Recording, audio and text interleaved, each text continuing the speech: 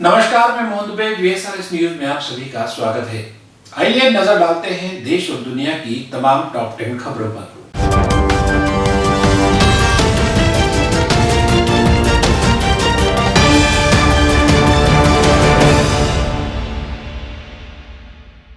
प्रधानमंत्री नरेंद्र मोदी ने national metrology conclave का उद्घाटन वीडियो कॉन्फ्रेंसिंग के जरिए किया। उन्होंने national environmental standard lab, national atomic time scale और भारतीय निर्देशक द्रव्य की शुरुआत भी की। मोदी ने कहा कि नए दशक में ये शुभारंभ देश का गौरव बढ़ाने वाले हैं। नया साल एक और बड़ी उपलब्धि लेकर आया। वैज्ञानिकों ने एक नहीं 2 मेड इन इंडिया वैक्सीन तैयार करने में सफलता पाई है। देश को वैज्ञानिकों के योगदान पर गर्व है। दुनिया का सबसे बड़ा वैक्सीनेशन प्रोग्राम शुरू होने जा रहा है। साथ ही बोले कि मेड इन इंडिया की ग्लोबल क्रेडिबिलिटी भी हो, प्रोडक्ट्स की क्वालिटी से इनकी ताकत बढ़ेगी।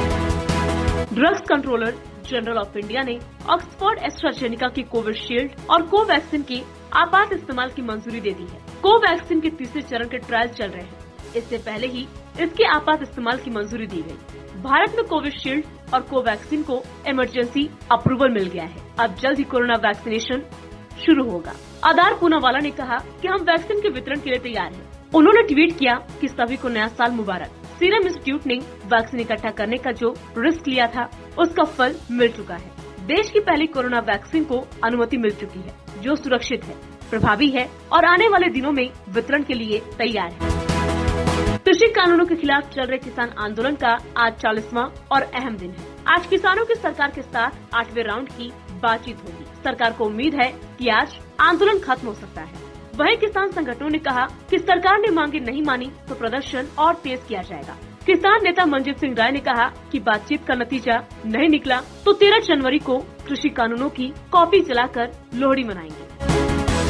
उत्तर प्रदेश के गाजियाबाद में रविवार को बड़ा हादसा हो गया। यहाँ मुरादनगर के शमशान में अंतिम संस्कार के दौरान गैलरी की छत गिरने से कई लोग दब गए। इनमें 23 लोगों की मौत हो गई और 24 लोग घायल हैं। ये सभी बारिश से बचने के लिए छत के नीचे खड़े थे। जिस शख्स का दाह संस्कार चल रहा था, हादसे में उनके एक बेटे की भी मौत हो गई। हादसे के बाद NDRF की टीम रेस्क्यू में जुटी है। बारिश की वजह से कई दिक्कतें भी आई।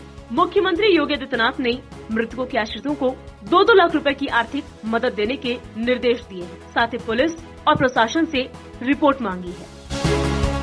अयोध्या में राम मंदिर के शिलान्यास को करीब 5 महीने बीत चुके हैं, मगर कई तकनीकी दिक्कतों की वजह से अब तक मंदिर की नींव नहीं रखी जा सकी है। ऐसे में राम भक्तों को इंतजार है कि आखिर कब मंदिर का निर्माण शुरू होगा और कब भव्य राम मंदिर बनकर तैयार होगा। उनकी शंकाओं का समाधान राम जन्मभूमि तीर्थ क्षेत्र ट्रस्ट महासचिव चंपत राय ने किया है। उन्होंने कहा कि जिस दिन मंदिर बनना शुरू हो जाएगा, हम 36 से 39 महीनों में इसे पूरा कर देंगे। उन्होंने कहा, हम तो सोचते थे कि जून में ही मंदिर बनना शुरू हो जाएगा, लेकिन 7 महीने से स्टडी पूरी नहीं हो रही है। जमीन के नीचे भुरभुरी बालू या गहराई तक कोई मलबा भरा पड़ा है। मुंबई से सटे वाशी के सेक्टर 17 में एक इमारत की टंकी पर चढ़कर आत्महत्या की कोशिश करने वाली एक युवती को वाशी पुलिस और दमकल कर्मियों ने बचाया है। युवती मानसिक रूप से परेशान बताई जा रही है। उसे समझाने के लिए तकरीबन 1 घंटे का समय लगा। कुछ लोगों ने जय जवान सोसाइटी की छत पर पानी टंकी के किनारे एक युवती को देखा। उन्होंने तुरंत वाशी पुलिस और दमकल विभाग को इसकी सूचना दी। जानकारी के बाद मौके पर 2 दर्जन कर्मचारियों की टीम पहुंची। पुलिस कर्मियों को पास आता देख युवती भयभीत हो गई और कूदने की धमकी देने लगी।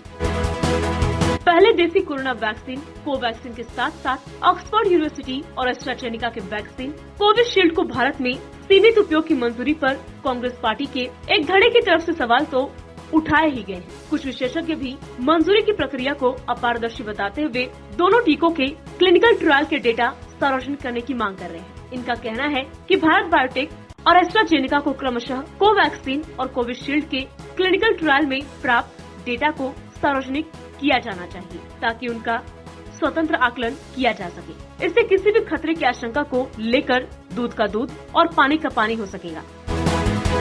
महाराष्ट्र की राजनीति में इन दिनों एक अलग घमासान मचा हुआ है। महाराष्ट्र सरकार के तीनों घटक दल आपस में एक दूसरे के साथ उलझे हुए हैं और मुद्दा है शहरों के नाम का।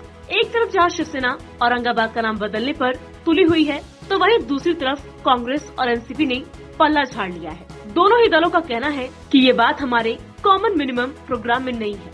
इसलिए हम इसका विरोध करेंगे। कांग्रेस के महाराष्ट्र प्रवक्ता सचिन सावंत ने विरोध के कुछ अहम बिंदुओं के जरिए बताया कि आखिर क्यों कांग्रेस इस बात का विरोध कर रही है। लातूर जिले के अहमदपुर तालुका के शिरूर ताजबंद में नेशनल हाईवे के पास एक राहगीर झील में एक हैंड ग्रेनेड मिला है। पुलिस के मुताबिक झील में एक ग्रेनेड मिला था, जिसके बाद अब पुलिस ने बम निरोधक दस्ते को बुलाया है। इस बीच उस ग्रेनाइट हैंड बम की चर्चा पूरे इलाके में फैल गई है, जिससे एक ही सनसनी फैल गई है। लोगों को उस क्षेत्र में प्रवेश करने से रोक दिया गया है, जहां ग्रेनेड पाया गया था। पुलिस ने कहा कि निपटान दस्ते द्वारा जल्द ही ग्रेनाइट बम का निस्तारण किया जाएगा। औरंगाबाद के नामकरण को लेकर महाराष्ट्र की अघाड़ी सरकार गिरने की संभावना केंद्रीय मंत्री रामदास अठावले ने जताई है। रामदास अठावले ने पालघर में आयोजित पत्रकार परिषद में ये बात कही है। औरंगाबाद के नामकरण को लेकर कांग्रेस और शिवसेना में खींचातानी चल रही है, इसलिए ये सरकार ज्यादा नहीं टिकेगी, ऐसी संभावना अठावले ने जताई है। केंद्र सरकार की तरफ बनाए गए तीनों किसान कानून किसानों के फायदे के हैं, इसलिए दिल्ली में शुरू किसानों ने अपना आंदोलन पीछे लेना चाहिए, ऐसी मांग इस वक्त रामदास अठावले ने की है।